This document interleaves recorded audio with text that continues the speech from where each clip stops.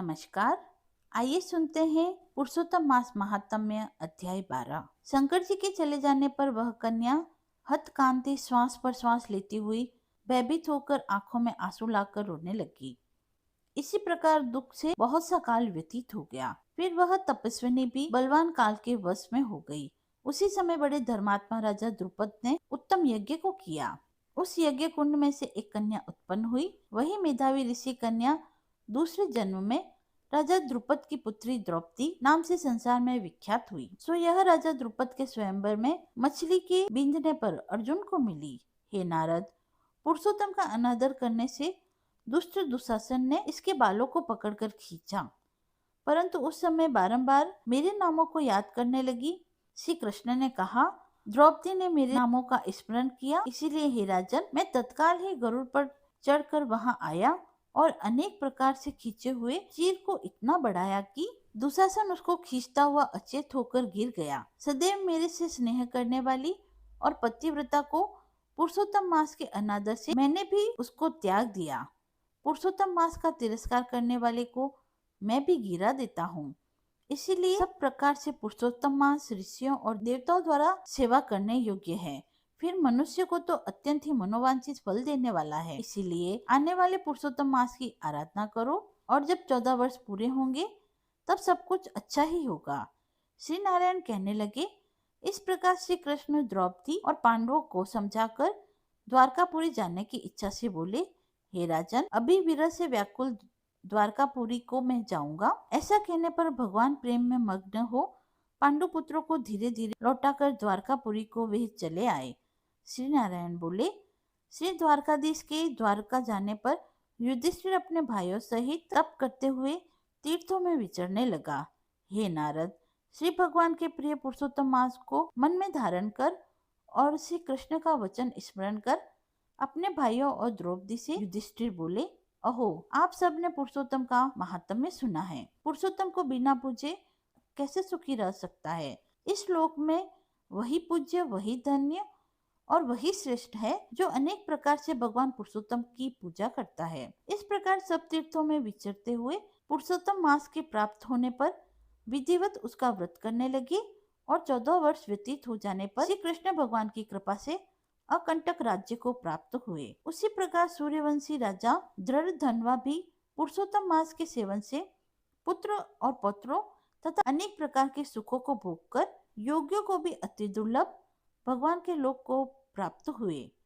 12वां अध्याय समाप्त हुआ। आइए सुनते हैं पुरुषोत्तम मास महात्म्य अध्याय 13। ऋषि कहने लगे कि हे सूत जी, राजा दृढ़धन्वा को पुरुषोत्तम के सेवन करने से राज्य, पुत्र, पौत्र और पतिव्रता स्त्री कैसे मिली और योगियों को भी अति दुर्लभ भगवान का लोक कैसे प्राप्त हुआ?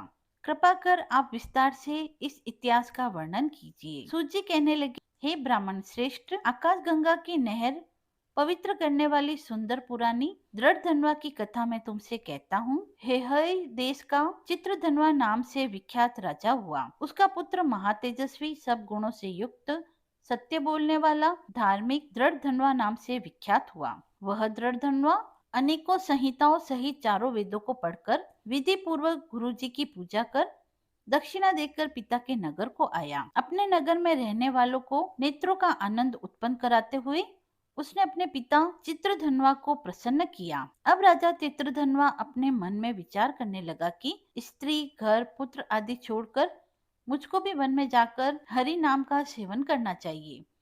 ऐसा मन में विचार कर राजा दृढ़धन्वा को सब राजपाट सौंपकर विरक्त होकर पुलत्स्य ऋषि के आश्रम को चला गया।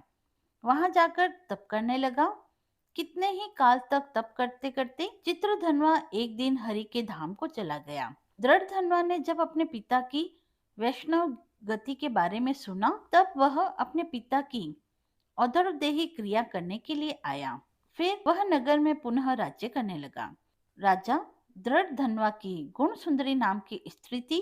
उसके 4 पुत्र थे और चारुमती नाम की एक सुंदर कन्या थी। उसके पुत्र चित्रवाक, चित्रवाह, मणिमान और चित्रकुंडल नामों से विख्यात थे। श्री नारायण कहने लगे कि एक समय सोते हुए उस राजा के मन में यह विचार उत्पन्न हुआ कि मेरा यह सब वैभव किन पुण्यों के प्रभाव से है।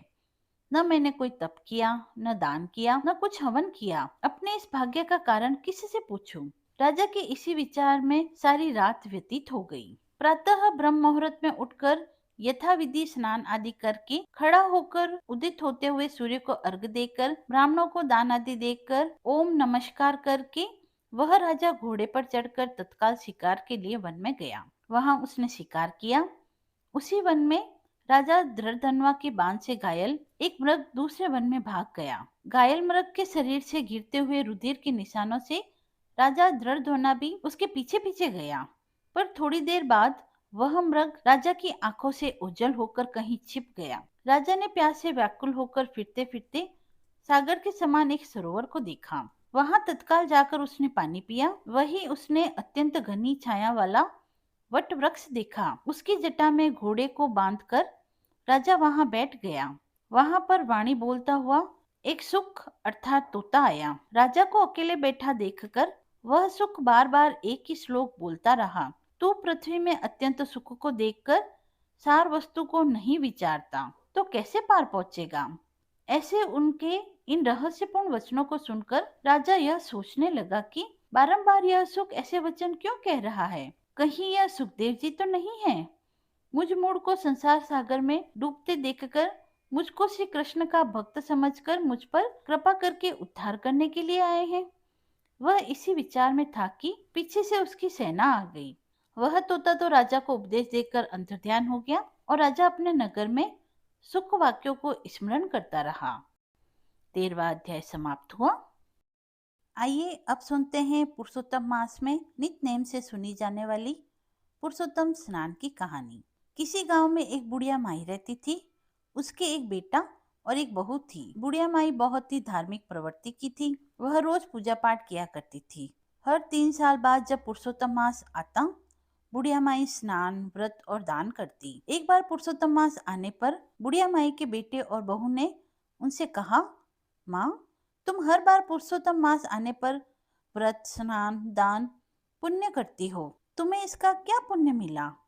मेरी शादी को 5 साल हो गए, ना तो तुम्हारे कोई पोता हुआ, ना ही मुझे कोई अच्छी नौकरी मिली। तब बूढ़ी माँ ने कहा कि मैं पुरुषोत्तम भगवान से मिलकर पूछूंगी कि मेरे स्नान दान का पुण्य कब मिलेगा और मैं घर तभी वापस आऊंगी जब मुझे पुरुषोत्तम भगवान मिल जाएंगे। बुढ़िया पुरुषोत्तम भगवान की जय कहकर अपने घर से निकल गई। चलते चलते उसे रास्ते में एक कोढ़ी मिला। उसने बुढ़िया माई से कहा, माई, तुम कहाँ जा रही हो? तो बुढ़िया माई ने कहा, भाई, मैंने अपने जीवन में हर तीसरे साल आने वाले पुरुषोत्तम मास में स्नान, व्रत, दान आदि किया, लेकिन मेरे बेटे बहू कहते हैं इसका मुझे कोई फल या पुण्य नहीं मिला। मैं पुरुषोत्तम भगवान से मिलकर यह पूछूंगी कि मुझे इसका फल कब मिलेगा।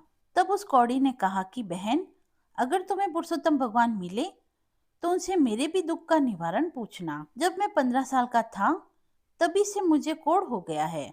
मुझे यह किस पाप की सजा मिली है? बूढ़ी माँ ने कहा, ठीक है भैया, पूछ लूंगी। यह कहकर जय हो पुरुषोत्तम भगवान की, जय हो पुरुषोत्तम भगवान की कहते कहते वह आगे चली गई। आगे चलते चलते रास्ते में उसे कुम्हार पति पत्नी मिले। उन्होंने पूछा, बूढ़ी माई, आप कहाँ जा रही हो? तो बूढ़ी माई ने सारी बातें उन्हें भी बता दी। वो बोले, माई, क्या तुम हमारे दुख के निवारण के बारे में भी पुरुषोत्तम भगवान से पूछोगी? हमारी जीविका का साधन बस यह मटके बनाना ही है, लेकिन 3-4 साल से हमारे चाक पर टूटे फूटे मटके ही बन रहे हैं। कुछ सही मटके बन भी जाते हैं तो पकाते वक्त वह टूट जाते हैं। ऐसा क्यों हो रहा है? आप भगवान से जरूर पूछना। तब बुढ़िया माई बोली, मैं तुम्हारे दुख के बारे में भगवान पुरुषोत्तम से जरूर पूछूंगी। ऐसा कहकर बुढ़िया माँ जय पुरुषोत्तम भगवान की, जय पुरुषोत्तम भगवान की कहते कहते आगे बढ़ी तो उसे रास्ते में एक सांप मिला। वह बोला, बूढ़ी माँ, मैं तुझे डसूंगा। तो बूढ़ी माँ ने कहा, अगर तुझे मुझे डसना है तो डस लेना, लेकिन अभी मैं पुरुषोत्तम भगवान से मिलने जा रही हूँ। उनसे मिलकर आऊं तब तुम मुझे डस लेना। तब सर्प बोला कि माई, अगर तुम्हें पुरुषोत्तम भगवान मिले तो मेरे भी दुख का निवारण पूछना। मेरी नागिन हर साल अंडे देती है, लेकिन एक भी सपोला जिंदा नहीं बचता। ऐसा क्यों? तब बूढ़ी माँ ने कहा, मैं जरूर पूछ लूंगी। फिर बुढ़िया माई जय हो पुरुषोत्तम भगवान की, जय हो पुरुषोत्तम भगवान की कहते कहते आगे चलने लगी। एक पेड़ के नीचे एक साधु महात्मा बैठे थे। उन्होंने पूछा, बूढ़ी माई, तुम कहाँ से आई हो और कहाँ जा रही हो? तो बूढ़ी माँ ने उन्हें अपने बेटे बहू के द्वारा दिए गए ताने के बारे में सारी बात बतलाई। तब साधु महात्मा ने कहा कि क्या भगवान ऐसे ही मिल जाते हैं? और अगर मिल भी गए तो तुम उन्हें पहचानोगी कैसे? तब बूढ़ी माई बोली, मैं उन्हें पहचान लूंगी। फिर बूढ़ी माई ने उन्हें प्रणाम किया और कहने लगी, जय हो पुरुषोत्तम भगवान की। फिर साधु महात्मा बने पुरुषोत्तम भगवान ने बूढ़ी माई को दर्शन दिए और कहा, तुम्हें क्या चाहिए? तब बूढ़ी माँ ने कहा, भगवान, मुझे आपके दर्शन हो गए, मुझे और कुछ भी नहीं चाहिए। तब पुरुषोत्तम भगवान ने कहा, तुम्हारा कल्याण हो। फिर बूढ़ी माँ रास्ते में मिले दुखियारों का एक एक करके निवारण पूछने लगी। सबसे पहले बूढ़ी माँ ने कोढ़ से पीड़ित व्यक्ति के बारे में पूछा। तो भगवान ने कहा, वह अपने पिछले जन्म के कर्मों का फल भोग रहा है। पिछले जन्म में वह एक राजा था और वह अपने राज्य के लोगों को बिना अपराध के दंड देता था। उसे उन लोगों की हाय लगी है। तुम मेरे चरण की धूल ले जाओ और उसके कोढ़ पर लगा देना, वह ठीक हो जाएगा। फिर बूढ़ी माई ने कुम्हार के दुख का कारण पूछा। तब भगवान ने कहा कि एक बार बूढ़े माता पिता अपनी लड़की के विवाह के लिए कलश लेने आए थे। वह बहुत गरीब थे, उनके पास पैसा नहीं था। पैसा न होने के कारण उन्होंने उन माता पिता को कलश नहीं दिया। उस कुम्हार को उन बूढ़े माता पिता की हाय लगी है। अगर कुम्हार 100 मटके बनाकर किसी प्याऊ में दान दे दे तो उसका दुख दूर हो जाएगा। फिर बूढ़ी माँ ने नाग नागिन के बारे में पूछा। तो भगवान ने कहा कि नागिन ने एक बार गर्भवती स्त्री को डस लिया था, जिससे वह स्त्री अपने बच्चे के साथ ही मर गई। इन्हें उन गर्भवती स्त्री की हाय लगी है। अगर यह नाग नागिन किसी गरीब को अपनी अमृतमणि दे दे तो उन्हें संतान की प्राप्ति हो जाएगी। फिर बूढ़ी माई ने भगवान को प्रणाम किया तो भगवान पुरुषोत्तम अंतर्ध्यान हो गए। फिर बूढ़ी माँ ने भगवान के चरणों की धूल ली और वहां से चल दी। सबसे पहले वह सांप को मिली। सांप से पूछा, क्या हुआ माई, भगवान के दर्शन हुए? तब बूढ़ी माँ ने कहा, हाँ हुए। तो सांप ने कहा कि तुमने मेरे दुख का निवारण पूछा? तो बूढ़ी माँ ने सारी बात सांप को बता दी और वह बोला, माई, मैं कोई गरीब व्यक्ति कहाँ से लाऊं? मेरे पास डर के मारे कोई आता ही नहीं। यह अमृतमणि तुम ही ले जाओ। सांप ने वह अमृतमणि उस बूढ़ी माई को दे दी। मणि लेकर बूढ़ी माई अपने घर की ओर चल दी।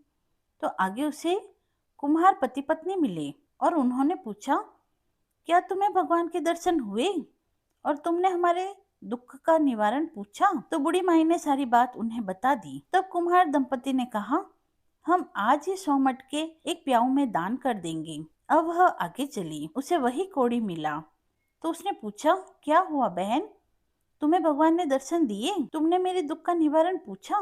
तब बूढ़ी माँ ने कहा, हाँ, मुझे भगवान ने दर्शन दिए। मैंने तुम्हारे दुख का निवारण भी उनसे पूछ लिया। फिर बूढ़ी माई ने कोड़ी को सारी बात बता दी और कहा, यह तुम्हारे पूर्व जन्म के कर्मों का फल है जो तुम भोग रहे हो। बूढ़ी माई ने भगवान के चरण की धूल कोड़ी के शरीर पर लगा दी और वह कोड़ी ठीक हो गया। कोड़ी ने बूढ़ी माई को खूब धन दौलत दी। फिर बूढ़ी माई बहुत सारा धन और अमृतमणि लेकर अपने घर पहुंची तो उसने देखा कि उसका घर एक सुंदर मकान में बदल गया है और अन्न धन के भंडार भरे हैं। बेटा बहू माँ को देखकर बहुत खुश हुए। बेटे ने कहा, माँ, मुझे बहुत अच्छी नौकरी मिल गई है और तुम्हारी बहू भी पुरुषोत्तम भगवान की कृपा से गर्भवती है। बेटे बहू ने भगवान के चरणों की धूल को अपने माथे से लगाया और सबने पुरुषोत्तम भगवान की जय हो के जयकारे लगाए। कथा समाप्त हुई। यदि आपको यह पसंद आई हो तो आप कमेंट बॉक्स में पुरुषोत्तम भगवान की जय लिखकर अपनी भक्ति को व्यक्त करें। मिलते हैं अगले वीडियो में, तब तक के लिए धन्यवाद।